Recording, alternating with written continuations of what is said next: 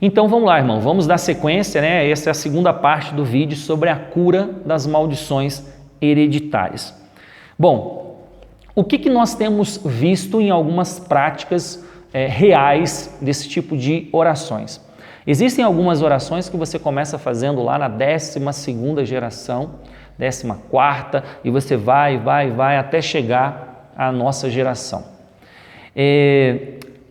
Até que ponto esse tipo de oração, esse tipo de prática, ele está sendo canalizado, talvez muito mais com um efeito negativo do que positivo? Bom, dentro da Renovação Carismática Católica existem alguns livros de oração e existe um documento que foi feito pelo ICRIS, né, o Conselho Internacional da Renovação, e tem no site da RCC Brasil esse esclarecimento sobre a cura entre as gerações. É um artigo curto, eu recomendo você fazer a leitura. Uma parte ele vai dar alguns esclarecimentos que eu acho pertinentes, mas em alguns momentos eu acredito que nós precisaríamos refletir um pouquinho mais. Por quê? O texto do ICRIS ele vai começar dizendo assim, ó, a ideia de cura entre as gerações não é em si própria incompatível com o ensinamento da Igreja Católica. Tá? Então ele começa a tentar fundamentar que não é incompatível com o ensinamento da Igreja Católica. Só que qual o fundamento que ele usa para isso? Eu acho que é aí que entra um pouquinho uma reflexão que nós deveríamos fazer. Na realidade, vai seguir o texto, na realidade, a doutrina do pecado original pressupõe que os efeitos do pecado são passados de geração para geração. Ver o catecismo, aqui vai citar o catecismo onde vai falar sobre essa questão do pecado original. Penso eu que usar como fundamentação pecado original não seja a melhor saída para a gente fundamentar isso, tá? Até porque nós vamos cair em pecado de gênero. Então, são conotações diferentes que, ao meu ver, e essa é uma opinião pessoal minha como teólogo, eu acredito que essa fundamentação que é usada no início do texto, ela deveria ser um pouquinho mais esclarecida e, principalmente, usar essa parte como fundamentação para isso, eu acho que ficou um pouco deslocado. Mas o texto ele é esclarecedor e eu acho que traz algumas orientações bacanas e ele vai falar dos riscos dessa oração, desse tipo de práticas. E aí ele cita algumas práticas, algumas orientações para as pessoas que costumam fazer esse tipo de oração. Então ele vai pedir o seguinte, que se evite, né, que vai falar que é inválido, que é errado, qualquer sugestão de que as pessoas de alguma forma suportam a culpa dos pecados dos seus ancestrais, ou de que podem ser punidas por causa dele, que foi o que nós fundamentamos no outro vídeo. Aí vai falar aqui, quaisquer afirmações exageradas a respeito do conhecimento profético de gerações anteriores e de sua influência sobre uma pessoa, quaisquer práticas ocultas, conversar com demônios ou ancestrais, qualquer abuso da missa ou dos sacramentos que possa gerar como se fosse alcançar boa sorte, né? Mas uma coisa interessante que o texto vai dizer, ele diz assim, diretrizes para praticar esse tipo de ministério de oração, para que seja teologicamente correto. Ele vai falar que tem que ter um bom discernimento e um bom senso.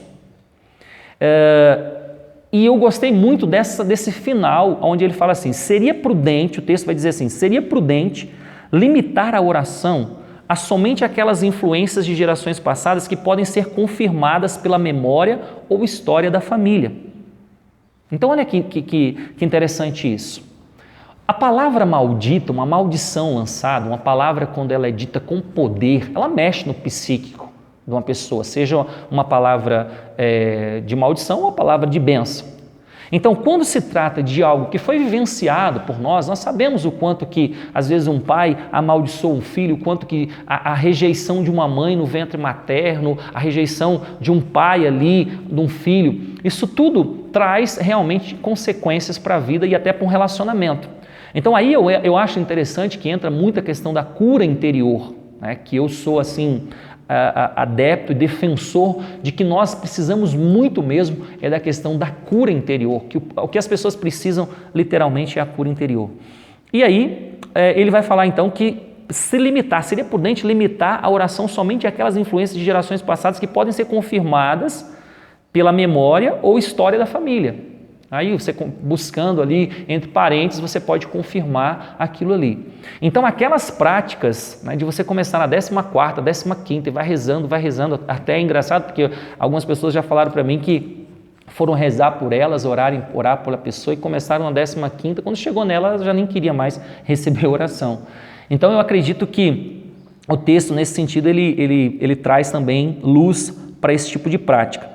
E ainda ele termina dizendo assim: seria também melhor fazer a oração de uma forma mais simples possível, confiando que o Senhor curará conforme a sua vontade e não na habilidade ou técnica do ministério de oração. Agora, o que eu vejo, né, na minha concepção, assim, pelas experiências reais e práticas de atender pessoas, de conversar com pessoas, o que eu vejo, o grande problema desse tipo de oração da cura das maldições hereditárias é justamente a questão do vitimismo, né? Dessa questão do conformismo que pode gerar na vida das pessoas e que tem gerado sim na vida de muitos. Então a pessoa começa a associar, então vamos dar alguns exemplos de muitas pessoas que eu já ouvi relatos delas. Então a pessoa está lá com uma certa idade, a sua vida afetiva não prospera, ela não consegue ser feliz na sua vida afetiva, e de repente alguém vai e ora por essa pessoa e começa a relatar que isso já era uma maldição hereditária, né? Que todas as mulheres daquelas gerações sofreriam e não seriam felizes na sua questão afetiva. Não é muito diferente da pessoa chegar lá e falar: eu vou procurar alguém para fazer um trabalho para acabar com o casamento, né? Você vai mexendo, vai assumindo aquilo, é uma autossugestão, e gera às vezes esse vitimismo, esse conformismo de não, beleza, acontece um problema de relacionamento, a pessoa já começa a associar de que é a maldição hereditária que não adianta ela lutar. Mesma coisa quanto as pessoas que estão desempregadas ou que passam por momentos difíceis na sua questão financeira e associam também que são maldições hereditárias que geram isso tudo. E aí gera esse vitimismo, a pessoa passa a não assumir, às vezes, que aquelas dívidas que ele tem é justamente de uma falta de equilíbrio dele lidar com as situações e gera, então, esse vitimismo. A pessoa não vai correr atrás. Ela não corre atrás de um trabalho, não está aberta ao novo, ela não está ali numa escuta para saber se Deus não tem outros planos para a vida dela. E é muito cômodo, é muito fácil associar que a cura que isso é questão das maldições hereditárias.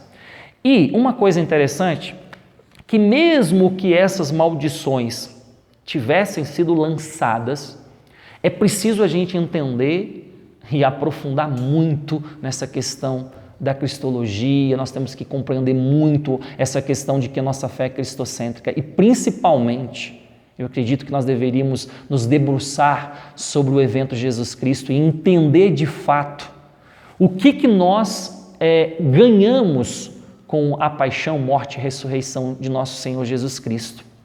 A partir do momento que eu compreendo de fato o evento salvífico, eu levanto a minha cabeça e eu começo a assumir que não existe mais maldição sobre a minha vida.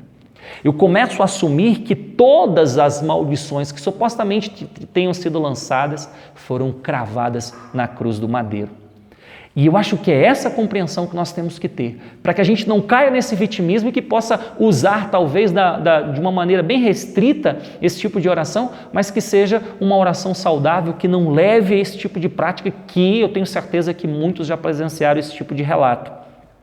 E dentro daquilo que eu pesquisei, não existe, né, dentro da igreja, nos documentos, uma fundamentação específica sobre essa temática, mas eu encontrei algo que eu queria terminar o vídeo relatando para vocês. É um documento, né, uma audiência geral de João Paulo II, que aconteceu em setembro de 2004, que tem como título As Núpcias do Rei. E João Paulo II, nessa audiência, ele vai citar São João Crisóstomo, que eu acho fantástico o que ele vai dizer.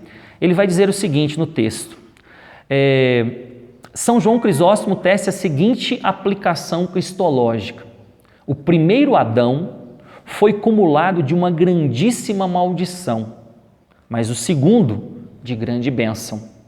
O primeiro tinha ouvido: maldito seja a terra por tua causa. E de novo, maldito o que executa com negligência o mandato do Senhor. Maldito o que não respeitar as palavras da lei. O enforcado é uma maldição de Deus. Aí ele vai citando os textos bíblicos. E aí vai dizer assim ainda o documento: vês quantas maldições fostes libertado de todas essas maldições. Aí vai dizer assim: vês quantas maldições fostes libertado de todas estas maldições por obra de Cristo que se fez maldição. E ele cita Gálatas 3. E aí ele termina dizendo: com efeito, assim como se humilhou para depois te erguer e morreu para te tornar imortal, assim tornou-se maldição para te encher de bênção. O que é que podes comparar com essa bênção, quando por meio de uma maldição te concede uma bênção? De fato, ele não tinha necessidade de bênção, mas concede-te a mesma. Nós fomos libertos de todas as bênçãos. E olha que lindo, com efeito, assim como se humilhou para depois se erguer e morreu para te tornar imortal, assim tornou-se maldição para te encher de bênção. Meu irmão e minha irmã, volta o teu olhar para o Cristo. Começa a viver verdadeiramente essa experiência salvífica. Compreenda verdadeiramente que em Cristo nós estamos na bênção. Deus te abençoe.